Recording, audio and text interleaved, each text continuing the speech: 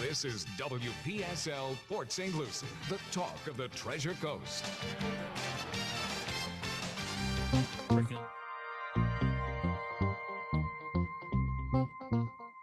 Views expressed on the following program are not necessarily those of WPSL. However, we're the ones who encouraged you all along to like and share them on your favorite social media and with all your friends and neighbors, because Martin County Roofing and Rudy's Health Insurance at this time each week bring you the African American scene. Maybe perhaps a slightly different perspective from what you're used to listening into on your, well, let's not call this your average everyday run-of-the-mill conservative talk show, friends. It's a different perspective, and you might get smarter if you're not careful. Just listen to make sure. And now, your illustrious host, the one and only Rudy Howard. Thank you, sir. Good evening, everybody. Always glad to be with you here on a Wednesday night. In an effort to constantly come up with things to challenge you, tonight we're going to talk about democracy. Something that we hear on the news all the time here recently about how important democracy is to our country. But I'm not sure that everybody has taken the time to really think through what that means and how important that is. So what I hope to do tonight is to give you some fundamental information about democracy, and you can decide for yourself how important that is to you. Let's start with the straight definition of democracy.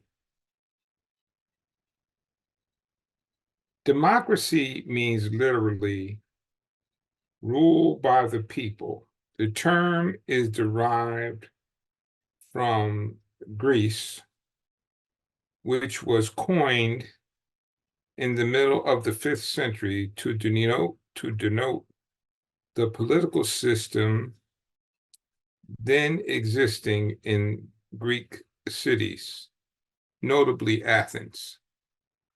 So democracy has been around since the 5th century. So, and we have the Greeks to thank for that. Now, one of the things that you constantly hear from my conservative friends is that we're not a democracy, we're a constitutional republic. While technically that's true, but the preamble to the Constitution starts out, "We the people." Let me repeat that. It starts out, "We the people of the United States."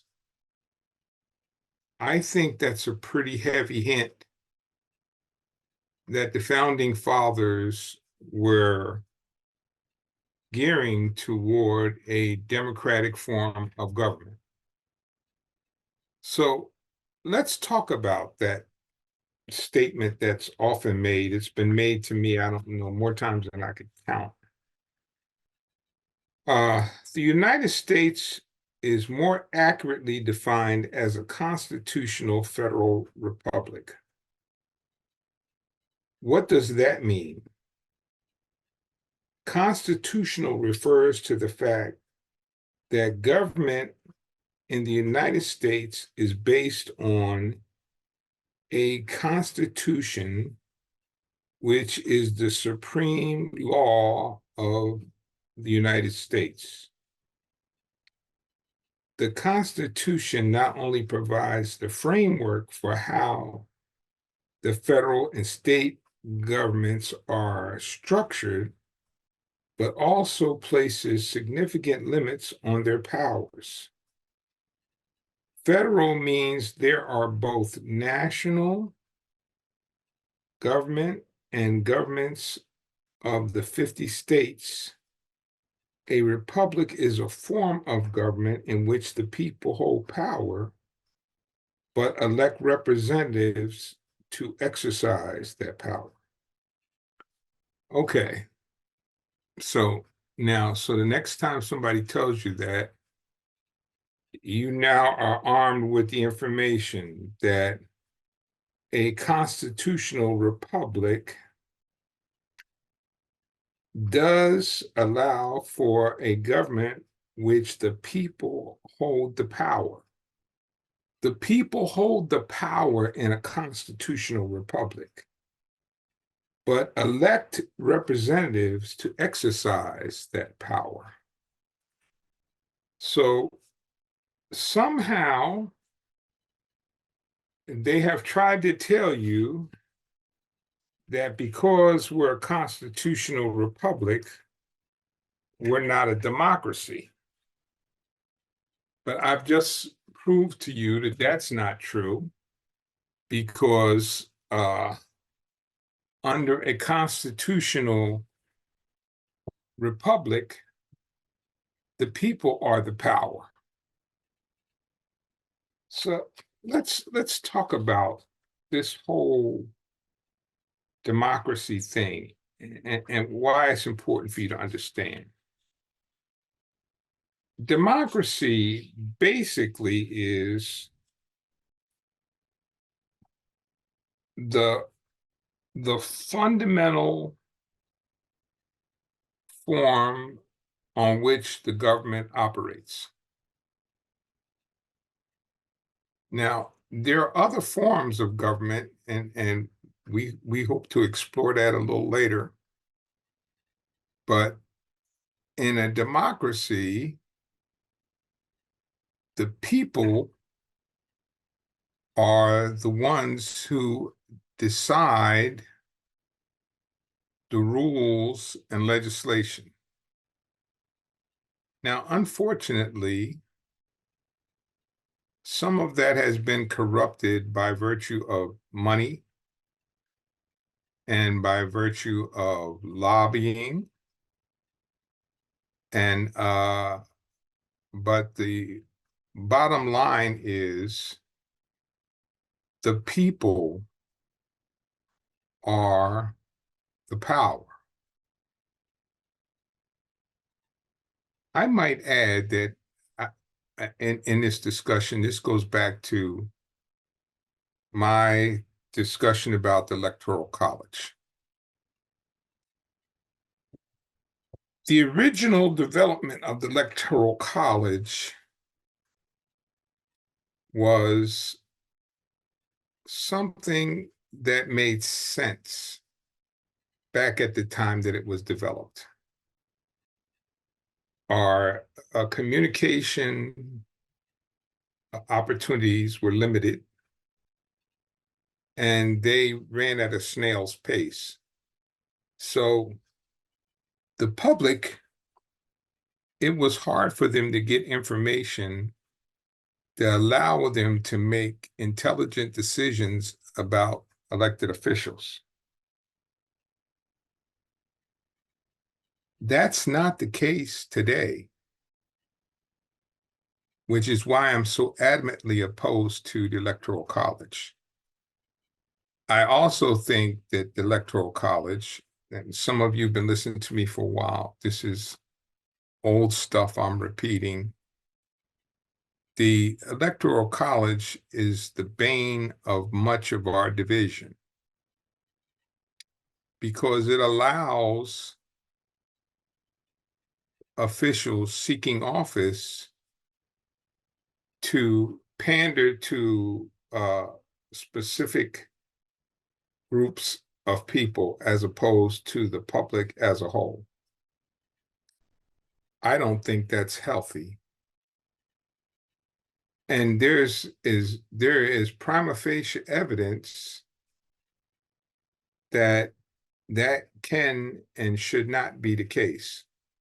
In New York, probably the most liberal state other than California, you have conservatives elected to office. In California, you have conservatives elected to office. So it is possible for conservatives to gain the support of the public at large, even in a state where the predominant political party is Democrats, if they have the right message.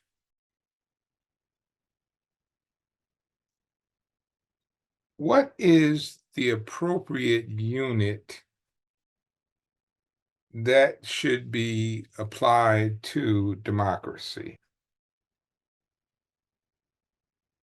A town, a city, a country, a business corporation, a university, or an international organization? Should all of these be subject to the democratic process? I welcome your thoughts on this most interesting subject.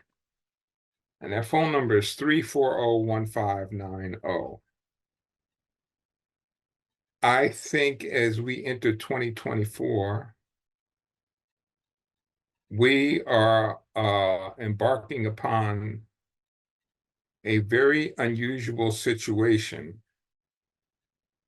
and that will have to come to a head before the year is out. We have a person running for president that has been indicted 91 times, not convicted, but indicted for 91 charges, and is involved in lawsuits in 4 different courts. The question you have to ask is this in the best interest of us, the United States of America? Given an appropriate association, as I just spoke about, who among its members should be entitled to vote? Should every member of the association, subject to democracy, be allowed to vote? Interesting. Do you think every member, every citizen of every town, every state across the United States be allowed to vote?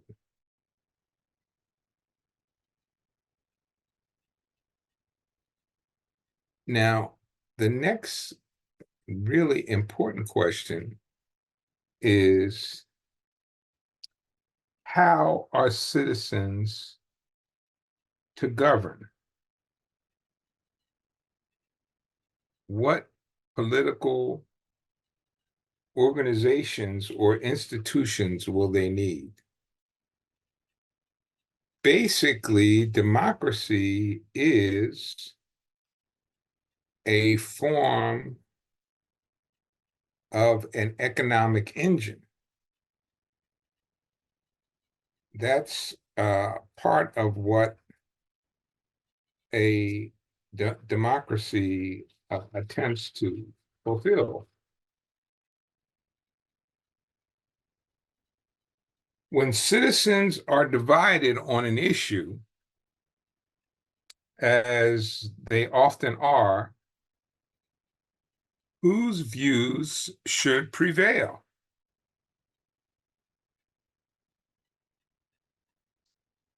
And in what circumstances? Should a majority always prevail? Or should minorities sometimes be empowered to block or overcome majority rule? I know my conservative friends would strongly support the fact that minorities be allowed to block or to overcome a majority rule. If a majority is ordinarily to prevail, what is to constitute a proper majority?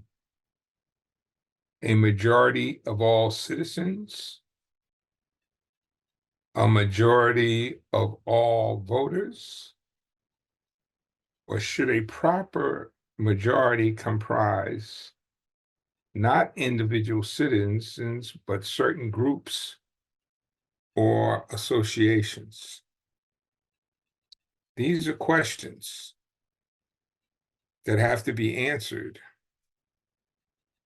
in our democracy. Should the majority always prevail? Let's talk a little bit about what the theory of democracy is. Basically, in 2024, where we have a plethora of information available to us, I think it is imperative that the voice of the people be a guiding force in the legislative process in our government. Now, there's going to be some that strenuously object to that because there may be a pet issue that is not part of what the majority believe in.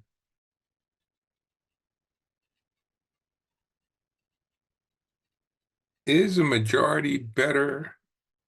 Is a democratic majority rule better than an aristocracy or a monarchy?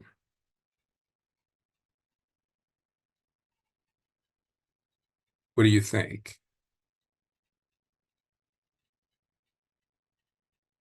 I think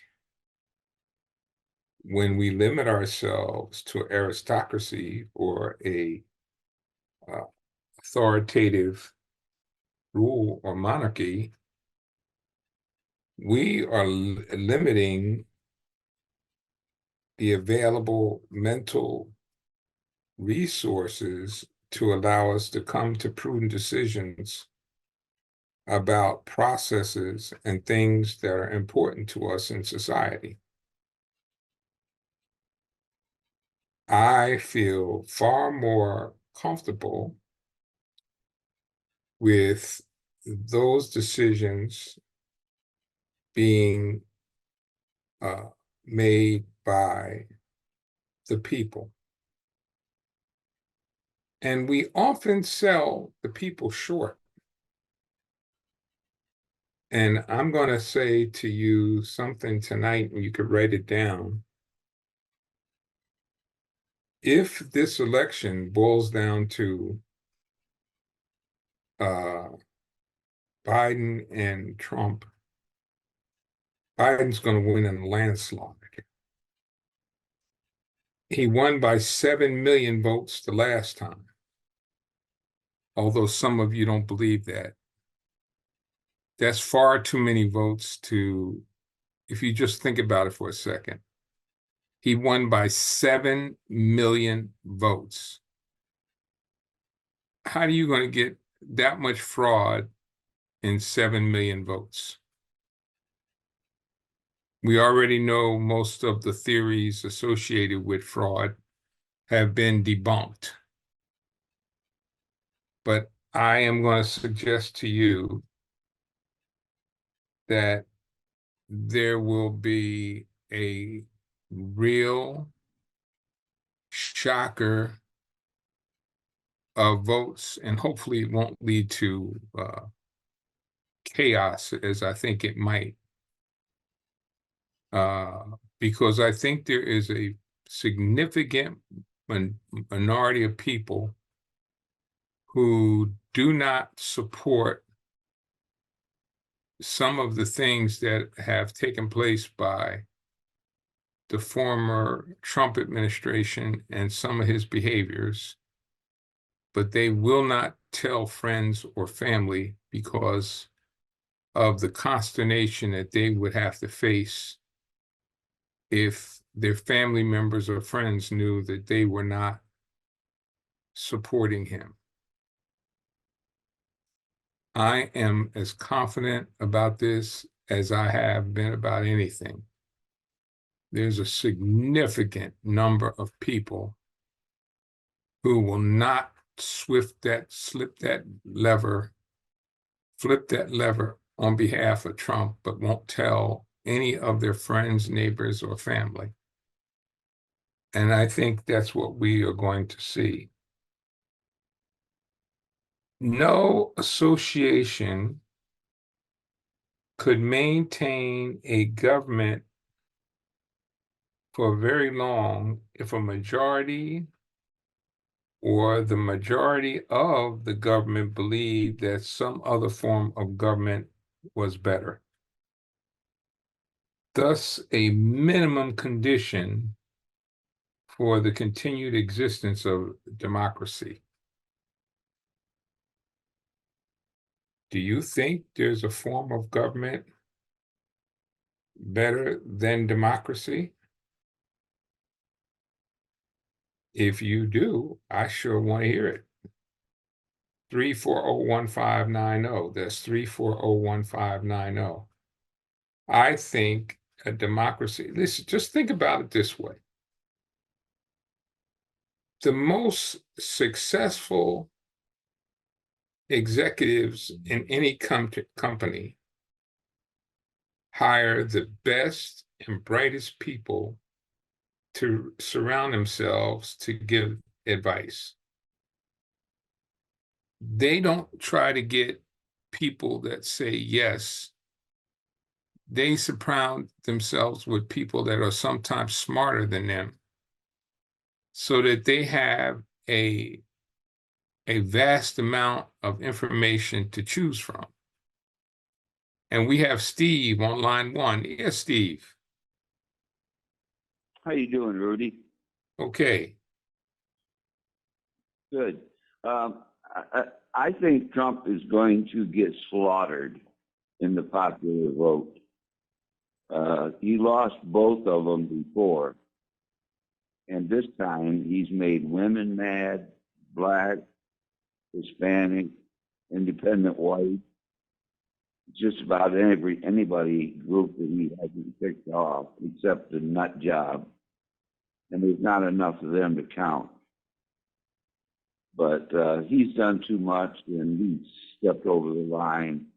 I'm going to be a dictator and all this stuff. People don't realize that man is insane. He's just plain crazy. But they want a hero, but there's not enough of them. The silent majority is going to speak. Wait and see. I'm with you, Steve. That's the point that I was trying to make. I think there's a silent majority just because of the behavior that has been demonstrated against anybody who objects to him makes someone very uncomfortable in being vocal about not supporting him. So among friends and family, they're going to say, yeah, but when it comes time to go into a voting booth, they're not going to do it. And I'm like you. I am just as sure as anything that I can be sure about that if it's him and Biden, he will not win. No, he won't. Look at the last two elections. He won one on a technicality that's 200 years out of date. And the other one, he got creamed by 11 million votes. Yeah, that's true. And he has made so many people mad since then. It's ridiculous. And I love when he talks about immigration. He got four of his wives for immigrants. Yeah.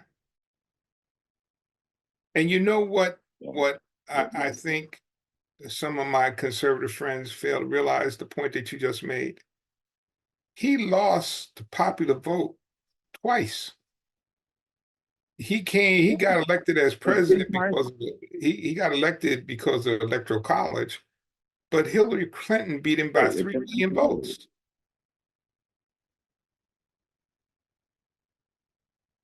So, go ahead, so sorry. yeah, go ahead. No, I'm not saying that he is not a popular president. The media plays him because they want people to watch their show. They got something new. In reality, he's the same old humdrum loser that he was 8 years ago. He's just got a bigger mouth. That's all. But he's made a lot more people mad than he knows. And people I hang around are just average guys, and they say, no way, no way. Because they know they'll have to live under that nut job too. And they don't want that. I would say that I have gotten the same response from some of the Republicans I know that are like, no, I'm not gonna vote for him. But they're not going to be because of the threats.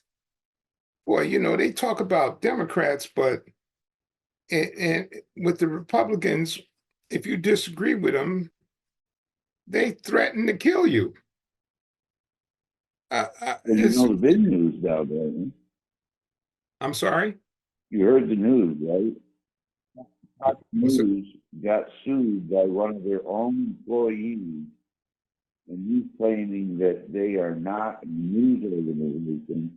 They are a propaganda organization posing as a news, and he actually filed a court case against them. Yeah, yeah. And they still got that lawsuit hanging from the software company. They're going to get hit for a couple more. And I think Ray Evans also filed a lawsuit against Fox. So you know they're going to continue to bleed money from spilling propaganda. But what's important though, I think what we've seen at Fox is the power of marketing. Just like little kids become addicted to McDonald's when they're 4, 5, and 6 years old from all the ads they see on TV, the conservatives who have digested nothing but Fox News have become swayed by information that is partially true, and that's being generous, and in some cases, absolutely untrue. But yeah, I Well,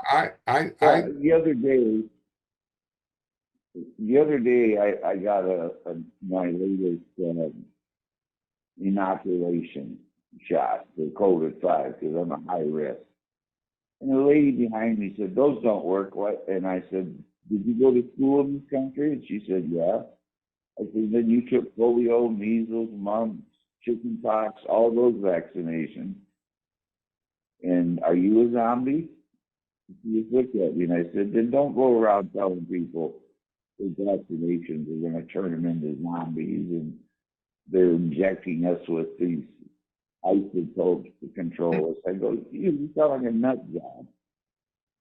We were in the middle of a store and some people started applauding. You know, yeah, you know me, I'm not afraid to speak up. And when yeah, I hear some nut job saying something like that, I'm going to speak up. So, I but listen, I like your I show, am, and I agree that Trump's going to get clobbered big time. I think so. I don't think it's He's going going to to be, cry well, about it big time, but I don't think it's going to be close at all. no, I don't think it'll be close at all.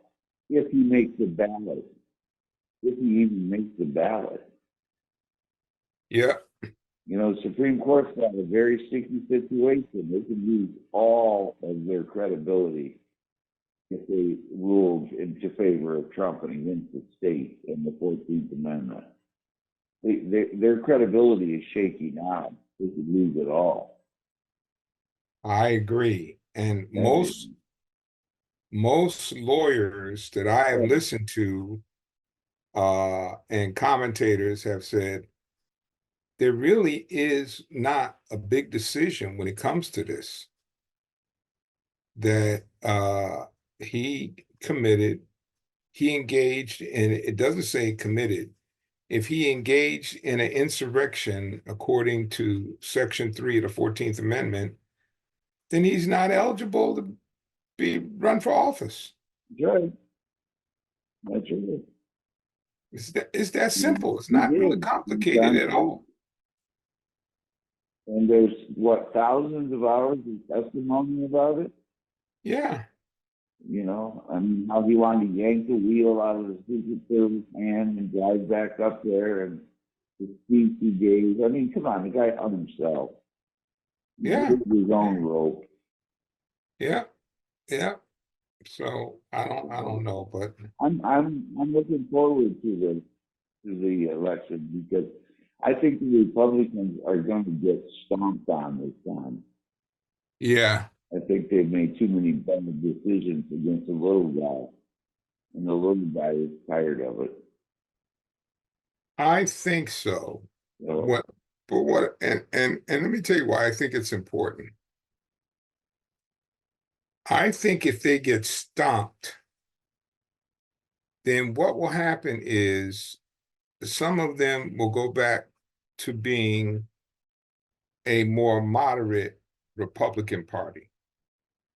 Because contrary to what people might think, I happen to believe that it is important that we have two viable parties and that can sit at the table and negotiate issues and have a different point of view. I think that's healthy for our country. But if you're basing your position, if you're basing your position on lies and misinformation and conspiracy theories, that's not helpful to anybody. no. I mean, the first time you're outed on one of these conspiracy theories, you're done. People don't trust you after that. Now, a lot of people, like you said, they'll say, oh, I'm for Trump in public because they don't want to put up with their best friend's bad attitude. But in private, in that booth, they're going to pull the lever for the blue, not for the red. Yeah. I think the elephant rule is about over. And the House is the same way. Those guys are in big trouble. The stuff they've done, held up the Army, 15 Army promotions, and things like that. We're not going to put up with that anymore. Yeah, that was terrible. Just the cost of everything. It's preventable. I mean, my God, I'm your age, so we know we've been through this before, and we know it's man-made. You know, and if it's man-made, it can be man-cured. And people are just going to have to stand up and say, I'm not going to take it anymore. And that's it. You wait and see. Well, Steve, as usual, thank you. As usual, thank you very much for calling in, Steve. I appreciate you very much. I like your show. Thank you, sir. You have a good night. You too.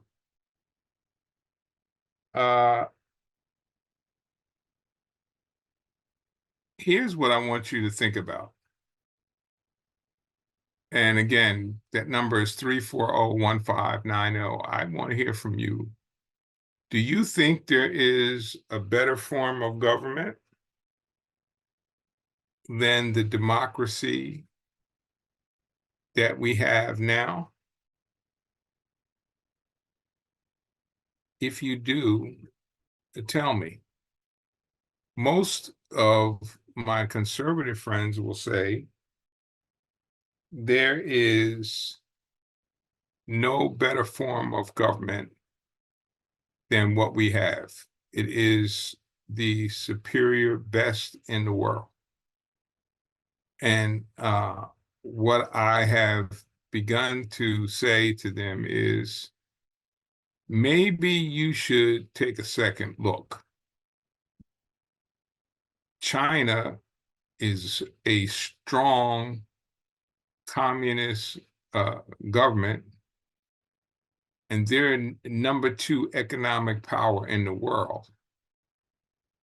And while I am not for 1 minute endorsing communism, nor the human rights violations that they're guilty of, to keep our head in the sand and say we are the best and there is nothing other than what we do is naive.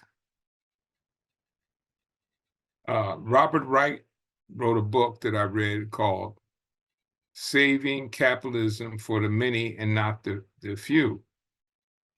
And he talks about ways of improving capitalism so that it encompasses more of the United States citizens as a whole. I don't know what could be wrong with that. And from a historical perspective, democracy in one form or another arises naturally in any well-bounded group or tribe. And it has gone on for centuries. Democracy is a natural development.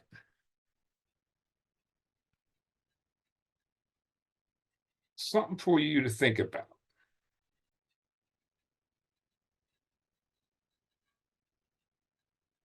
I want you to consider, as I said before, is there another form of government that you think is better than what we have in America and as our democracy, or as my conservative friends like to say, constitutional republic?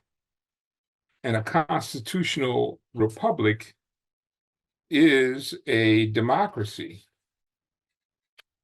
So, but I'm interested to hear what you have to say. That phone number is 340-1590.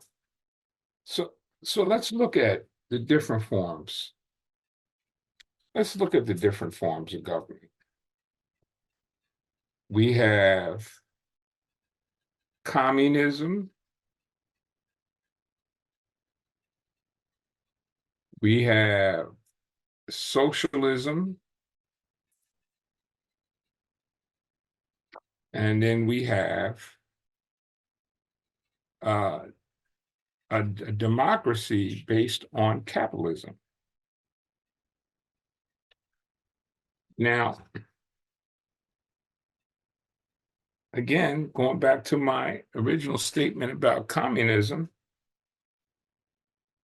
we keep being told there is nothing better than our capitalist system.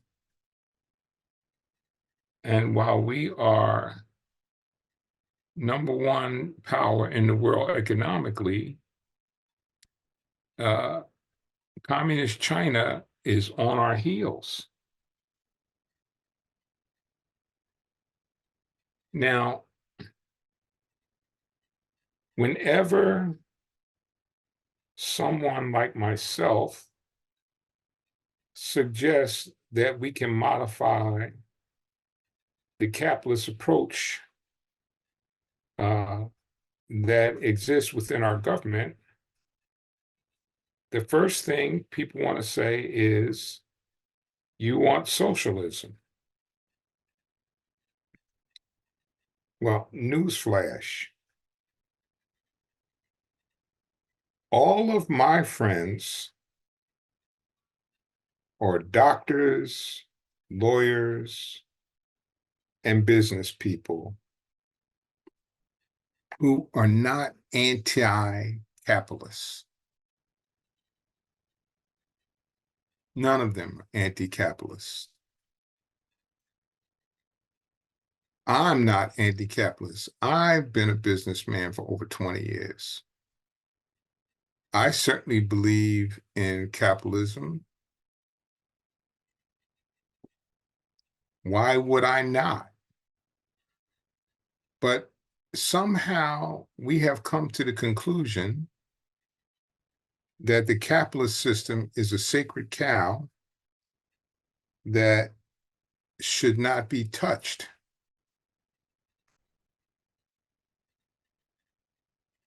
And I think people properly educated who understand the ins and outs of the capitalist system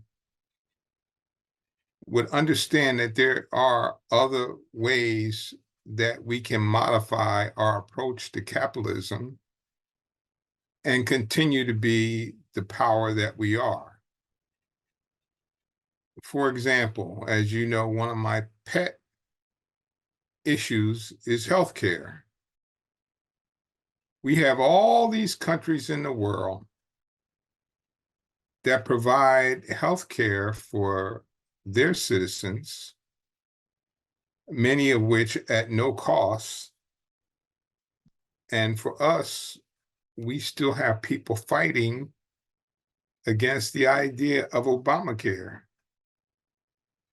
And I think Obamacare is got capitalist principles, but an expanded opportunity for more people to get health coverage. And I'm still trying to find out why that is not why that is something that people are opposed to. I just really can't get my arms around the fact that people are opposed to people having health coverage. If we have a situation like we do now, where we have a massive amount of homelessness, I'm not suggesting that we should give people a place to live, but I think there's things that we can do that would allow people a more affordable place to live so that they were not forced to sleep on the streets or in a tent. What's wrong with that? Is that anti-capitalist? To be able to help people to the point where they would have a roof over their head and four walls around them? I think that's not a issue.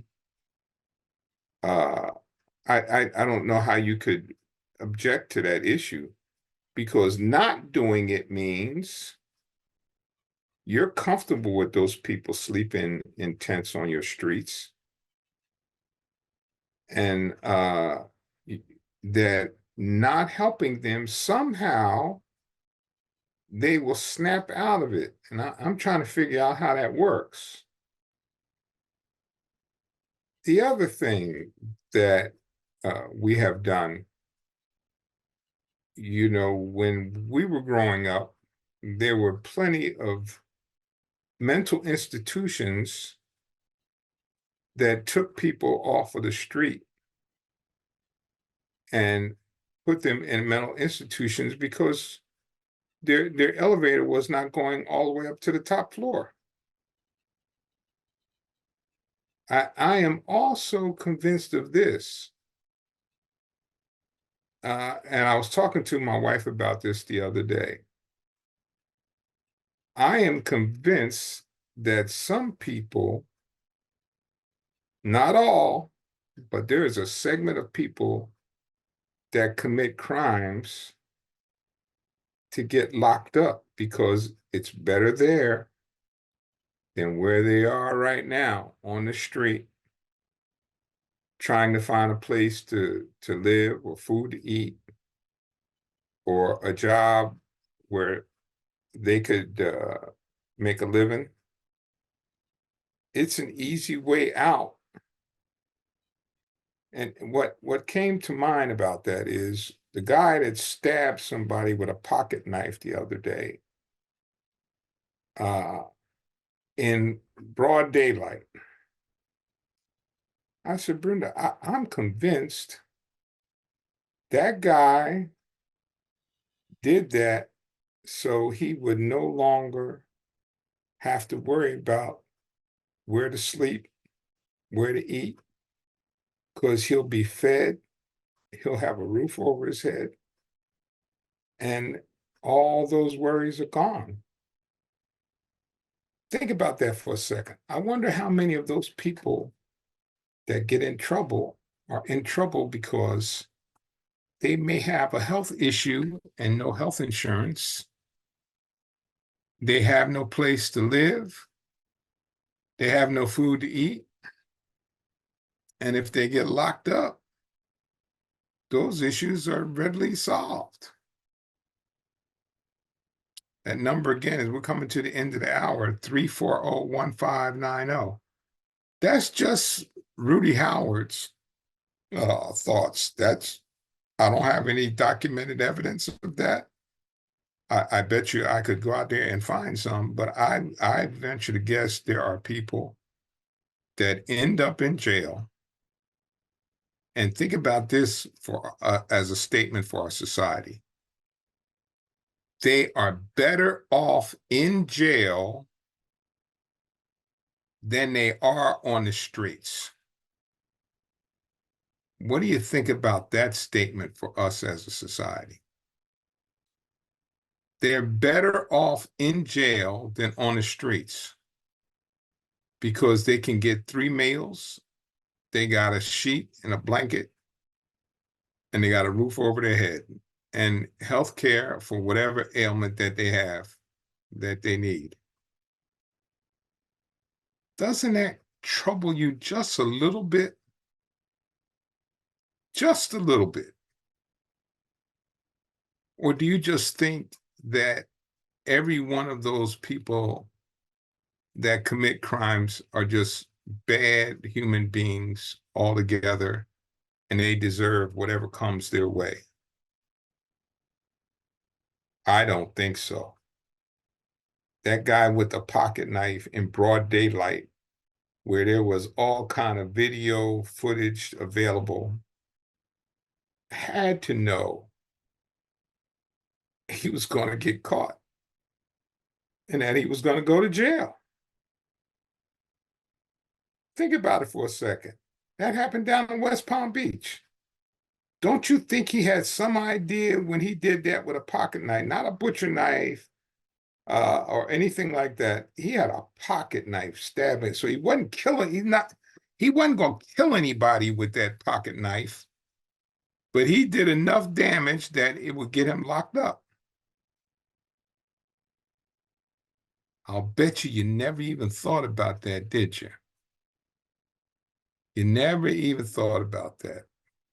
I'm going to try to find some statistics on that. If there is such a statistic as people that get locked up and to solve their homeless and food crisis that they're experiencing, I would venture to guess there must be a statistic out there somewhere. But I hope you now will give some consideration to why democracy is important. When you think about a president, he has a cabinet full of people that give him advice. And we, the public, when we vote, we are telling our representatives what's important to us. And they should be listening to what we have to say about our priorities as American citizens. And that's what the democracy is supposed to do. And like I said, the argument that having an open, fair elections would slant everything to Democrats is an argument that's easily defeated, because in some of the most democratic run states in this country, we have Republican representatives. So Republicans can win. They have to deliver a message that appeals to all people, not just a small segment of people. I hope that I gave you something to think about tonight. I would like to thank you so much for tuning in to the African American Scene. God bless and be safe. And I will see you right here next Wednesday for the African American Scene. The African American Scene, with archives on YouTube under WPSL TV. Join Rudy Howard every Wednesday evening in the 6 o'clock hour. This program sponsored by Rudy's Health Insurance and Martin County Roofing. And this is WPSL, Port St. Lucie, the talk of the Treasure Coast, webcaster to the world on Google Home, Alexa, and the TuneIn app on your smartphone.